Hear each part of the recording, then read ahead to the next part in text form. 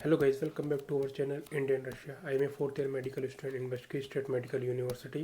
और वीडियो को टाइटल से आपको पता ही लगेगा वीडियो का टॉपिक क्या है, ठीक है। फिर भी मैं बता देता हूँ वीडियो को। आज की हमारी वीडियो का जो टॉपिक है वो है कि हमको एडमिशन कब लेना चाहिए। काफ़ी बच्चों के जो क्वेश्चंस आ रहे थे कि भैया किस टाइम पे एडमिशन लेना सही है, किस टाइम पे सीट बुक कर सकते हैं, कब एडमिशन लेना चाहिए, ठीक है। तो इस वीडियो में बताऊँगा कि कब एडमिशन लेने का सही पीरियड कब है, और जल्दी एडमिशन लेने के क्या एडवांटेज है, और लेट एडमिशन लेने के क्या डिसएडवांटेज है। उसके बाद मैं आपको एक ज़रूरी बात बता दूं कि मैं एक MBBS रशिया करके एक सीरीज़ स्टार्ट करने वाला हूँ, जिस सीरीज़ में मैं आपको कैसे मैं बताने वाला हूँ कि अलग अलग वीडियो में कि आप डायरेक्ट एडमिशन्स कैसे ले सकते हैं, मतलब यूनिवर्सिटी में direct admission without consultancy fees के, इस बाद जिससे आप अपने 2 से 2.5 लाख फंसा सकते हैं, ठीक है। उसके बाद जो NMC के रूल्स हैं और जो FMGL के रूल्स रेगुलेशन है 2021 वाले। उसके बाद मैं एडवांटेजेस और डिसएडवांटेजेस ऑफ MBBS रशिया के टॉपिक कवर करूँगा। सबसे अहम टॉपिक जो हमारा आता है कि मंथली एक्सपेंस हमारा क्या क्या रहता है, क्योंकि बजट पे हमारा काफ़ी ज़्यादा फर्क डालता है, ठीक है। उसके बाद मैं आपको बताऊंगा कि यहाँ पर रियल बजट क्या होता है यूनिवर्सिटीज़ का, और भी कई टॉपिक जो है एलिजिबिलिटी क्राइटेरिया जो होता है हमारा, डॉक्यूमेंटेशंस होती है, ठीक है। और भी कई टॉपिक जिसमें मैं आपको सीरीज़ पे पूरी वीडियो बनाने वाला हूँ, ठीक है।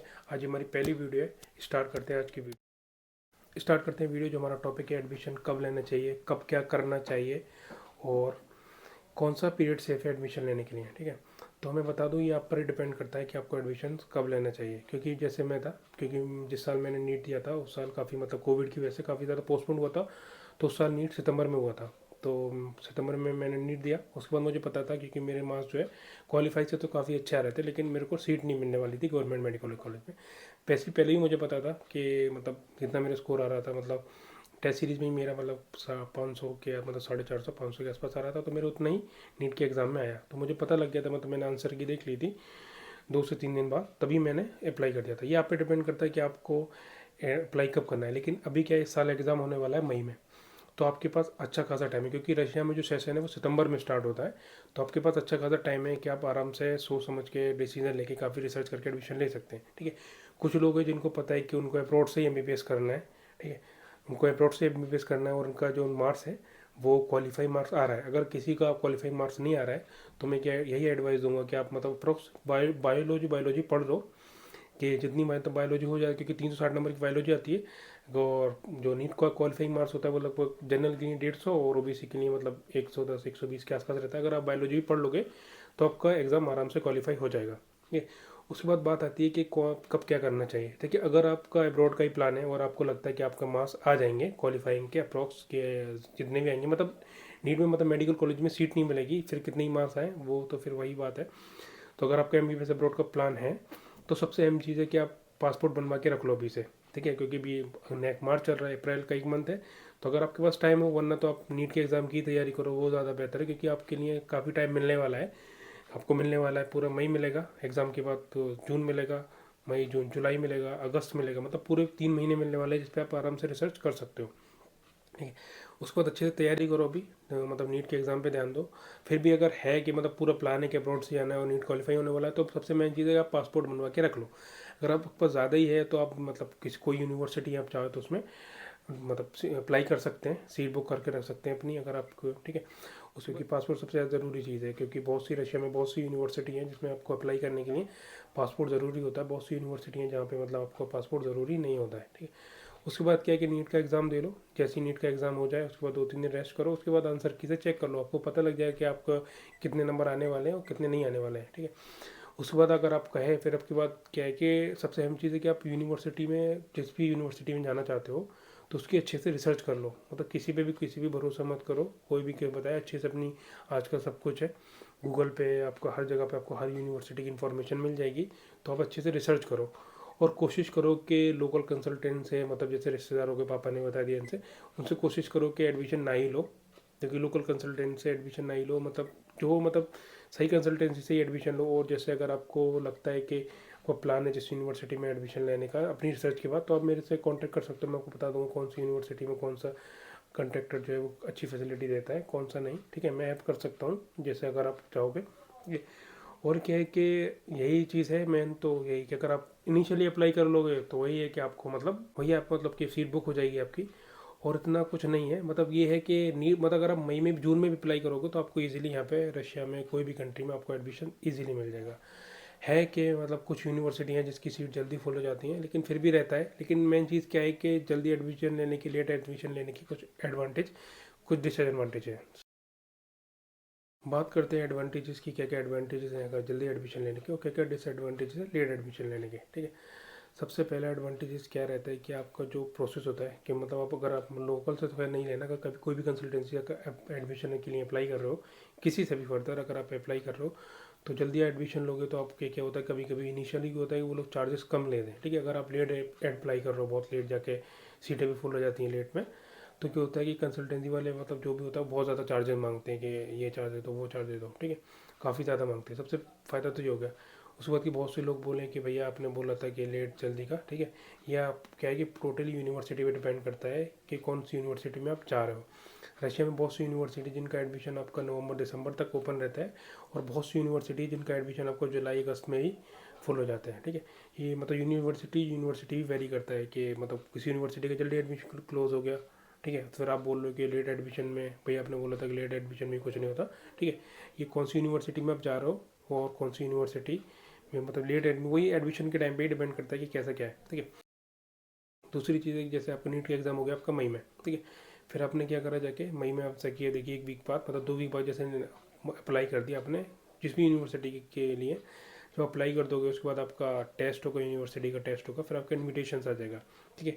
इन्विटेशन के बाद आपको पता लग जाएगा कि आपकी कब फ्लाइट टिकट होने वाली है। तो क्या होता है कि रशिया में मोस्टली जितनी भी यूनिवर्सिटी होती है सबका सितंबर इनटेक स्टार्ट हो जाता है। तो अगर आपको पता लग जाएगा कि अगर आपका मतलब जुलाई तक, अगस्त तक भी आपका एडमिशन हो गया कंप्लीट, तो आपको पता रहेगा कि मुझे सितंबर में इस वीक में जाना है, तो आपके लिए 1 डेढ़ महीना रहेगा कि फ़्लाइट टिकट करने को। क्योंकि अगर आप वहीं पे मतलब होता है कि लेट एडमिशन लिया और 1 वीक के बाद फ़्लाइट करी, तो फ़्लाइट बहुत ज़्यादा महंगी होती है।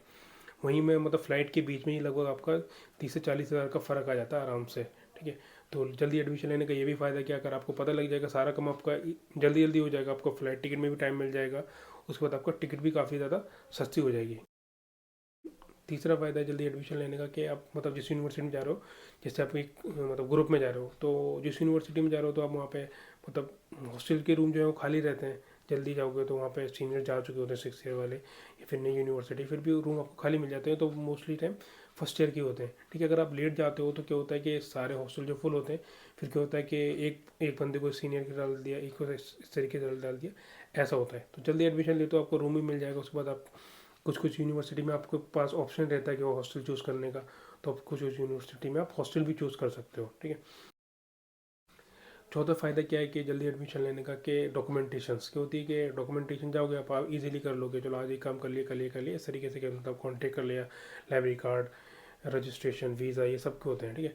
उसके बाद कि अगर आप लेट जाओगे तो लेट में क्या होता है, क्लासेस भी स्टार्ट हो जाती हैं, क्या कि फिर आपको क्लासेस भी करनी पड़ती हैं उसी टाइम पे, उसके बाद टाइम पे आपको जितना डॉक्यूमेंटेशन का ही वर्क करना पड़ता है, ठीक है। तो ये भी काफ़ी ज़्यादा फ़ायदा है जल्दी एडमिशन लेने का, ठीक है।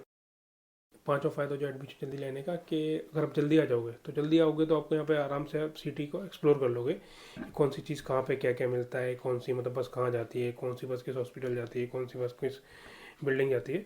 तो इससे काफ़ी ज़्यादा फ़ायदा हो जाता है। लेट आओगे तो वही पूछोगे भैया से कौन सी बस कहाँ जा रही है, क्या जा रही है, कुछ कुछ नहीं पता लगेगा। सो सबसे अहम चीज़ क्या था कि यहाँ पर आते हो तो ठीक है, उस टाइम पे मतलब अगस्त के टाइम पे टेम्परेचर मतलब नॉर्मल होता है, ना ज़्यादा ठंड ना ज़्यादा गर्मी। उसके बाद क्या सितंबर में मतलब ऐसे ही रहता है। अगर लेट आने में क्या रहता है कि उस टाइम पे होती है स्नोफॉल स्टार्ट होती है, काफ़ी ज़्यादा टेम्परेचर जो है गिर जाता है। तो मतलब काफ़ी ज़्यादा चेंजेस में तो एकदम टेम्परेचर चेंज में काफ़ी बच्चों की थोड़ी थोड़ी तबीयत भी खराब होती है, कोल्ड हो जाता है, फीवर। आप जल्दी आ जाओगे तो आप आराम से अडेप्ट भी कर लोगे टेम्परेचर मतलब विंटर में, क्योंकि यहाँ पे रशिया में सारे नवंबर में यहाँ पे मतलब विंटर मतलब प्रॉपर विंटर स्टार्ट हो जाता है। ये भी काफ़ी बड़ा फ़ायदा है। उसके बाद मतलब ये भी चीज़ रहती है ना कि कहाँ मतलब घूम सकते हो आराम से सिटी, यानी कि क्या क्या डिसएडवांटेजेस हैं पहले ही बता चुका हूँ, फिर से मतलब एक समरी के तौर पर बता देता हूँ। सबसे पहला कि अगर आप लेट आओगे तो आपको वही जिस कंसल्टेंसी आप ले रहे हो, जिससे भी आप ले रहे हो, तो जितने पैसे मांग रहे हैं वो आपको देने पड़ेंगे, क्योंकि आपको उस टाइम एडमिशन रहना होगा। उसके बाद क्या है कि जैसे हॉस्टल की मतलब अगर लेट आ रहे हो आप, जैसे आप एक फ्रेंड सर्किल है मतलब 4-5 लोग आ रहे हो, तो साथ एक साथ रूम मिल जाए, तो लेट आओगे तो आपको ये भी ऑप्शन मतलब नहीं मिलेगा। अगर जो यूनिवर्सिटी में मतलब हॉस्टल नहीं हो तो ये ऑप्शन मिल सकता है मोस्टली। फिर क्या है कि एक एक को अलग अलग डाल देंगे, ठीक है। उसके बाद क्या है कि फ़्लाइट टिकट बहुत ज़्यादा महंगी है। उसके बाद क्या होगा कि वो सारा काम डॉक्यूमेंटेशन जो होगा आपको क्लास के साथ ही मतलब कराना पड़ेगा, कि क्लासेस भी चल रही है उसके साथ कराना पड़ता है। उसके बाद क्या है कि जब लेट हो जाओगे तो मतलब यहाँ पे इंडिया में मतलब नॉर्मल टेम्परेचर इतनी ठंड नहीं होती, यहाँ पे आके अडेप्ट करने में भी थोड़ी परेशानी होती है, ठीक है। मेरे हिसाब से सबसे सही टाइम जो है एडमिशन लेने का क्या है कि आप सब पे नीट का एग्ज़ाम दे लो, ठीक है। अगर आप पासपोर्ट का, अगर आपको अब्रॉड का ही करना है तो पासपोर्ट बनवा के रख लो। अगर आपने ज़्यादा ही सोच के रखा है कि मुझे इस यूनिवर्सिटी में ही जाना है और नीट क्वालिफाई हो जाएगा, तो क्या है कि बुक करके रख लो, ठीक है। नॉर्मली क्या है कि आप क्या करो, नीट नीट का एग्ज़ाम दो, उस वजह से आंसर क्या है कि आंसर की देखो कितने नंबर बनना है, उसके बाद जिससे भी आप इन्फ्लुएंस हो, जिससे भी आप हो, कोशिश करो कि लोकल कंसल्टेंट से ना ही एडमिशन हो। जैसे पापा के दोस्त हो गए, भाई के दोस्त हो, वो तो उनसे कोशिश करो ना ही लो, क्योंकि फिर बहुत उनके चक्कर में, क्योंकि काफ़ी चीज़ें लेट हो जाती हैं, क्योंकि उनको मतलब ज़्यादा होते नहीं स्टूडेंट, तो उनके चक्कर में काफ़ी ज़्यादा स्टूडेंट लेट हो जाते हैं जल्दी की बात भी, मतलब काफ़ी होते हुए दिखा है, ठीक है।